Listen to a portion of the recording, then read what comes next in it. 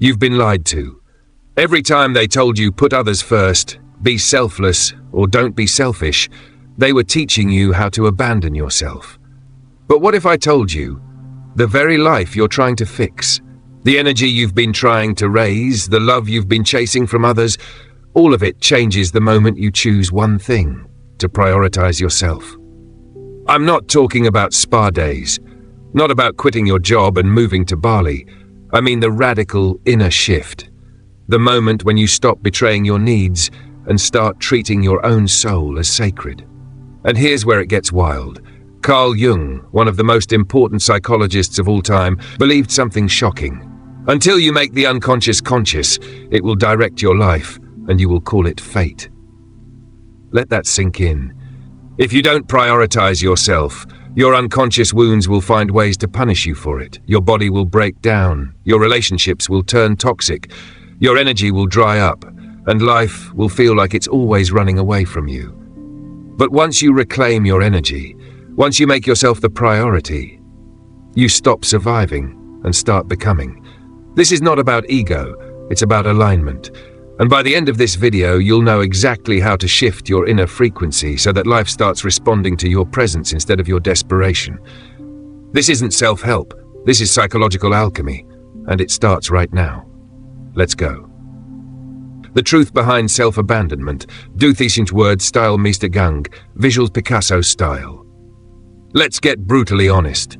Most of us don't even realize we've abandoned ourselves. We've normalized it. We wear it like a badge of honor, being the good person, the giver, the one who's always there.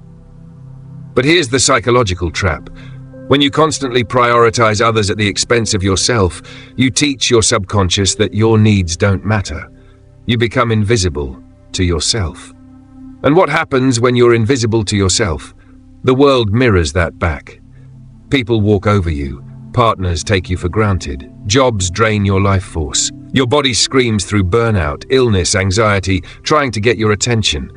Carl Jung called this the shadow, the parts of ourselves we repress, reject, or deny. And when you always put yourself last, your shadow grows. It waits, and then one day, it explodes. That's why some people snap out of nowhere. That's why midlife crises happen. That's why nice people sometimes do the most shocking things. Because their true self, buried under years of self-denial, finally says, I won't be ignored anymore. This is why prioritizing yourself isn't selfish. It's essential. It's not about becoming arrogant or narcissistic. It's about becoming whole. Now let's break down how this self-abandonment happens in the first place. As children, we're born fully connected to our needs. We cry when we're hungry. We laugh when we're happy. We express ourselves honestly, without shame. But then the world starts shaping us. Don't cry. Be a good boy. Good girls don't ask for too much. Don't make mommy upset. Other people have it worse. Each of these messages creates a split inside us. We start disconnecting from our needs, feelings, desires, and we become who we think we should be. Jung called this the development of the persona, the social mask we wear to survive. But here's the danger. When your entire life is built on a mask, you lose contact with your core. And that's when your energy collapses. That's when you feel drained for no reason. That's when life feels meaningless, because a persona can't be nourished. Only your real self can. Now let's get practical. How do you know if you've been living from the persona and not your truth? Here are 10 real-world signs you're abandoning yourself without realizing it. 1. You say yes when you want to say no and feel resentment after. 2. You feel guilty for taking time for yourself. 3. You look to others for approval before making decisions. 4. You avoid conflict to keep the peace, even if it hurts you. 5. You don't really know what you want, just what others expect. 6. You feel drained around people but don't know why. 7. You minimize your own feelings. 8. You struggle to accept compliments. 9. You over-explain yourself. 10. You feel anxious when others are disappointed in you. Sound familiar? If even a few of these hit home, you're not broken. You've just been conditioned to betray yourself. But here's the empowering part. Anything you were trained to do, you can untrain. And that's what this journey is about. Reclaiming your energy isn't about doing more. It's about doing less of what's not aligned with you. Carl Jung believed that healing doesn't come from perfection, it comes from integration. He wrote, "I'd rather be whole than good." Read that again. We've been so obsessed with being good in the eyes of others, we've forgotten how to be whole in ourselves. And wholeness starts when you turn inward. When you ask, what part of me have I abandoned in order to be accepted? This is the inner work most people avoid, because it's uncomfortable. But here's the secret. When you finally face what you've buried, when you sit with your pain without numbing it, when you prioritize your truth over your fear, your energy starts to shift. And this shift isn't subtle. You stop chasing love, and love starts finding you. You stop begging for recognition, and people start noticing you. You stop clinging, and life starts flowing. Because you're no longer radiating lack, you're radiating presence. You're not vibrating at "please pick me", you're vibrating at "I already chose me". And that changes everything. Now let me give you a real example of what this looks like. A client of mine, let's call her Sarah, was a people pleaser to the core. She worked 60-hour weeks, bent over backwards for everyone, and constantly felt anxious.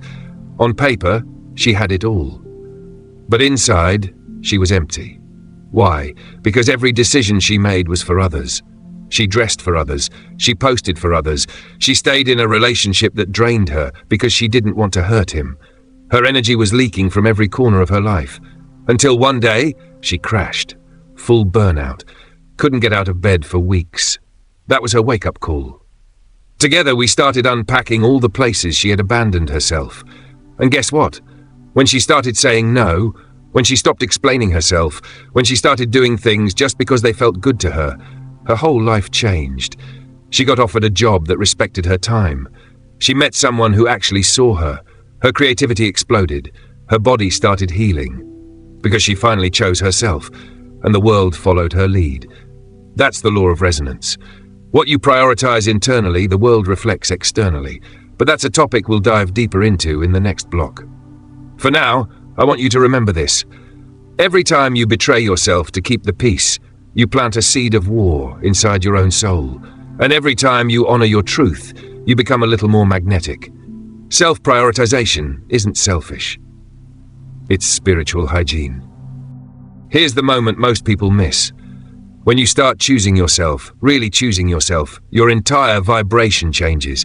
This isn't just some new age buzzword. This is physics. This is psychology. This is Jungian transformation in action. Let me explain. Every thought you think, every boundary you set, every yes and every no you speak, it all carries a frequency. And people feel it. They might not understand why they feel drawn to you, why they suddenly respect you, why they want to be around you. But it's because your field, your presence has changed. You're no longer emitting the energy of desperation. You're no longer leaking power. You're no longer begging for scraps. You've become the source. And here's what's wild. When you stop chasing, the right things start chasing you. This is the law of resonance, something Carl Jung understood deeply. Jung didn't believe in coincidences. He believed in synchronicity. That inner change creates outer alignment. So when you heal your patterns of self-abandonment, life starts aligning in ways you never expected. Let's make this concrete. Imagine two people walk into a room. One is grounded, clear, unapologetic in their presence. The other is anxious, needy, constantly checking for validation. Who gets noticed? Who gets respected? Who gets invited into higher opportunities? The one who's already chosen themselves. Because self-prioritization isn't loud. It's not boastful. It doesn't scream, "Look at me." It whispers, "I don't need you to see me because I already see myself." And that is magnetic. Let me tell you another story. This time about James. James was always the helper. Friends called him the Rock. He was the guy everyone leaned on, but when James needed support, crickets. He never asked for help. He wore his emotional independence like armor, but inside he was running on empty. He came to me after his third breakup in a row, same pattern every time. He gave everything. They gave little. He felt unseen, and then he exploded. Sound familiar? James wasn't choosing himself. He was choosing roles, the rescuer, the fixer, the martyr. He confused overgiving with love. He confused burnout with purpose. So he did something radical. He stopped. He stopped overfunctioning. He stopped proving his worth. He stopped earning love. Instead, he started resting. He started asking, what do I want? What do I need? What would feel good to me? And the shift was almost immediate.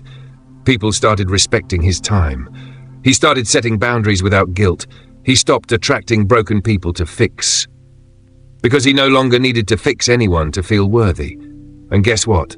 He met a woman who saw him for who he truly was, not what he could do for her. That's what happens when you prioritize yourself. You stop being a magnet for chaos. You become a mirror for truth. Let's get tactical. How can you start shifting your energy right now? Here are 5 powerful practices that I use with clients to rewire their field from the inside out. So 1. Morning alignment practice, 5 minutes daily. Before you pick up your phone, before the world invades your space, ask yourself, what energy do I want to live from today? Is it peace, strength, clarity, love? Write it down, speak it out loud, and commit to it, no matter what the world throws at you. 2. Radical no ritual. Once a day, say no to something that drains you, even if it's small, even if it's uncomfortable. Especially if it's uncomfortable. Your nervous system needs proof that saying no is safe. 3. Identity rewriting. Take a sheet of paper, write down all the labels you've been carrying, the reliable one, the smart one, the helper, the strong one. Now ask, which of these are masks? Which of these are prisons? Cross them out and write, I am allowed to be more than my roles. 4. Boundaries without explanation. This one's huge. Every time you over-explain, you signal that your truth needs justification. Try this. I won't be able to make it. I'm not available. I'm choosing rest tonight. No justification. No guilt. So 5. Mirror work. Look into your own eyes and say, I choose you. I will not abandon you again. Do this daily for 30 days. Watch your life change. Now you might be thinking, okay, but what if people don't like the new me? Good. Let them leave. Because the people who loved your self-abandonment, who benefited from your silence, who were addicted to the version of you that put them first, they're not your people. Their discomfort is not your responsibility. In fact, it's proof that you're changing. This is where most people give up. They feel the discomfort of prioritizing themselves, and they interpret that as doing something wrong. But hear me, discomfort is not danger. It's data. It means your nervous system is relearning safety. It means your mind is updating old stories. It means your energy is finally shifting from survival to sovereignty. This is what Carl Jung meant when he said, until you make the unconscious conscious, it will rule your life, and you will call it fate. Your old patterns were running on autopilot, but now you're interrupting the loop. You're saying, I'm not available for that anymore. And the universe listens. Let's take this one step deeper. When you shift your internal energy, you don't just change your life. You change your lineage. You heal patterns passed down for generations, because many of us inherited survival scripts. Our parents, grandparents, they didn't have the luxury of self-prioritization. They were busy surviving, enduring, sacrificing. But we do. We have the awareness, the tools, the choice. And that's how ancestral healing begins, with one person deciding, this ends with me. So if you've been feeling like changing your energy is selfish, let me reframe it. It's sacred. Because when you prioritize yourself, you teach your children to do the same. You teach your friends what's possible. You give permission to everyone around you to stop settling. Your healing creates ripple effects. Your boundaries become templates. Your energy shift becomes a revolution. So here's your invitation. Start small. Start messy. Start scared. But start. Because your life isn't waiting for perfection. It's waiting for your permission. Let's go deeper. Because you can't prioritize yourself without facing the part of you that learned not to. That part of you. The one who always says yes. The one who flinches when others are disappointed. The one who feels guilty for taking up space. That's your shadow. And until you meet it, until you bring light to it, you'll sabotage your self-worth every time. Carl Jung called the shadow the thing a person has no wish to be. It's everything you've disowned, repressed, or rejected about yourself because it wasn't safe to be that way. So maybe you learned that having needs was too much, that your voice was inconvenient, that prioritizing yourself meant people would leave, or worse, shame you. And so, you split. You became the nice one, the helpful one, the one who never makes waves. But here's the truth. Your true self, the one with boundaries, desires, anger, fire, instincts, never went away. It just went underground, into the shadow. And until you reclaim it, you'll keep abandoning yourself to be accepted. Let me introduce you to Mia. Mia was a high achiever. She had the resume, the looks, the accolades, but inside, exhausted, numb, disconnected. She said to me, "I don't even know what I want anymore. I've been performing for so long, I don't know who I am without the applause." Mia's shadow wasn't failure. It was rest. It was softness, stillness, pleasure, asking for help. These were all labeled weak in her childhood, so she buried them. But your shadow doesn't stay buried forever. It leaks through burnout, through passive aggression, through relationship drama, through random breakdowns that make no sense on paper. So we did something radical. I asked Mia, what if your shadow isn't the enemy? What if it's the guardian of your freedom? And for the first time, she stopped trying to fix herself. She started listening. She began writing letters to the parts of her she had judged. She made space for her anger. She cried, not from pain, but from relief. And something wild happened. She stopped apologizing for her joy. She took a sabbatical. She created art for the first time in years. She smiled without earning it. Mia didn't just change her energy, she changed her story. You can too. Let's talk about how to meet your shadow and heal it. This is powerful work. It's not easy, but it will set you free. Step 1. Identify the traits you judge most in others. Who triggers you? Who makes you uncomfortable? Is it loud people? Selfish people? People who rest all the time? People who ask for what they want? Write them down. Now ask, where do I deny this in myself? What we reject in others often reflects what we've exiled in ourselves. Step 2. Write a shadow letter. Pick one of those traits, let's say selfish. Now write a letter to the part of you that wants to be selfish. Start with, "Dear selfish me." Let it speak. Let it explain why it acted the way it did. You'll be shocked at how much wisdom your shadow holds. Step 3. Create a safe ritual for expression. Your shadow needs space to move, to breathe, to express. Try this. Set a timer for 5 minutes. Put on music that stirs emotion. Dance. Scream into a pillow. Journal unfiltered thoughts. Whatever moves the energy, let it come. Step 4. Integrate through choice. Once you've met a shadow part, start honoring it. If your shadow is rest, schedule a nap and don't justify it. If your shadow is selfish, say no to something and protect your time.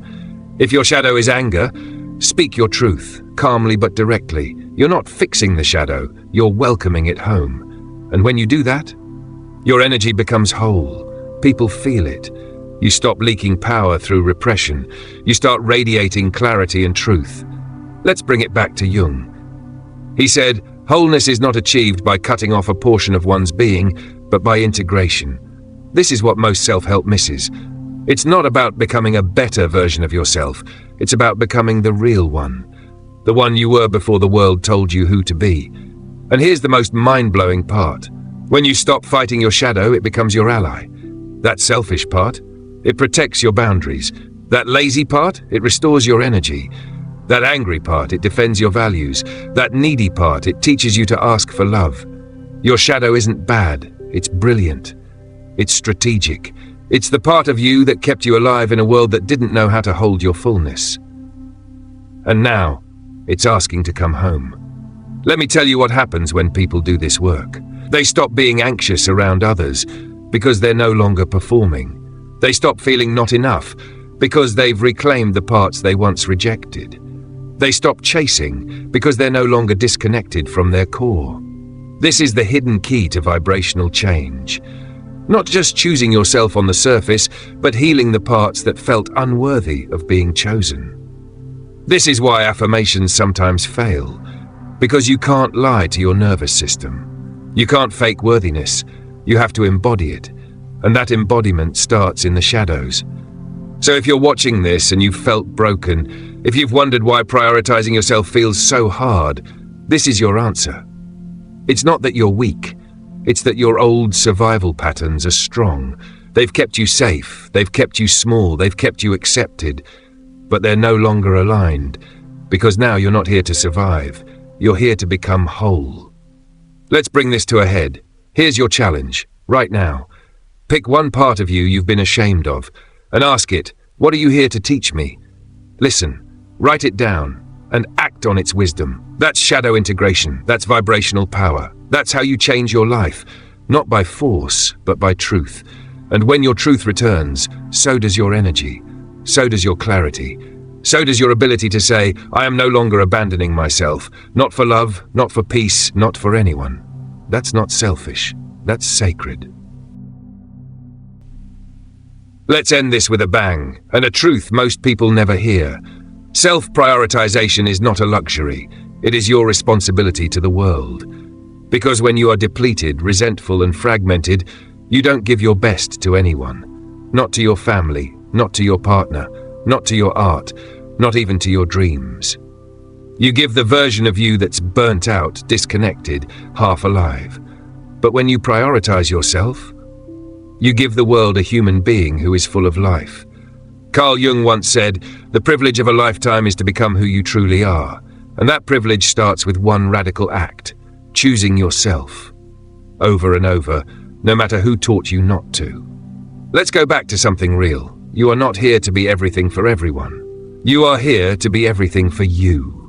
And ironically, that's what allows you to give your deepest gifts to others. So let's talk about sacred selfishness. I know, the word selfish has been twisted, weaponized, used to shame anyone who dares to say no, but I want to redefine it. Sacred selfishness is not about stepping on others, it's about standing for yourself. It's not about taking more than you give. It's about giving from a place that's full, not empty. And guess what? That kind of selfishness is holy, it's healing, it's magnetic. It's how you reclaim your soul from the systems that stole it. Let's break it down. 1. Self-prioritization is an act of integrity.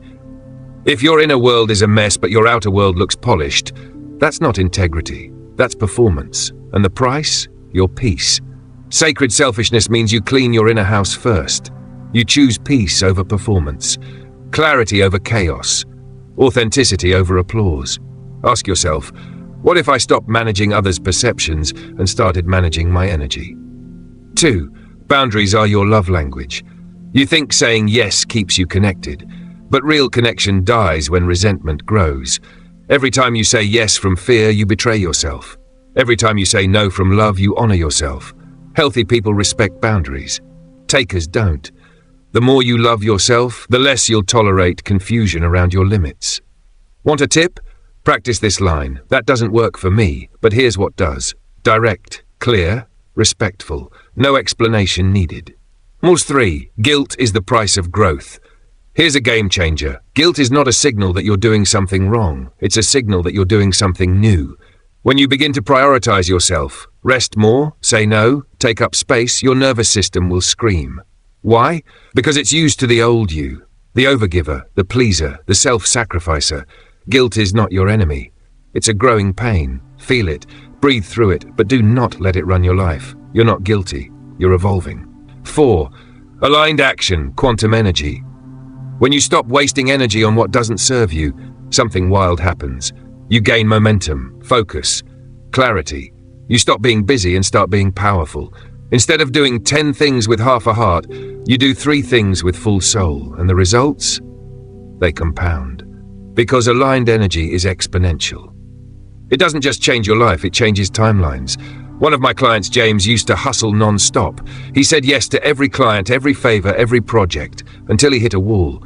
His body shut down. His relationship imploded. We reworked everything. He cut his hours in half. He doubled his prices. He started painting again. 6 months later, he wasn't just making more money. He was making more meaning. And it all started with a decision. I am no longer available for anything that drains my soul.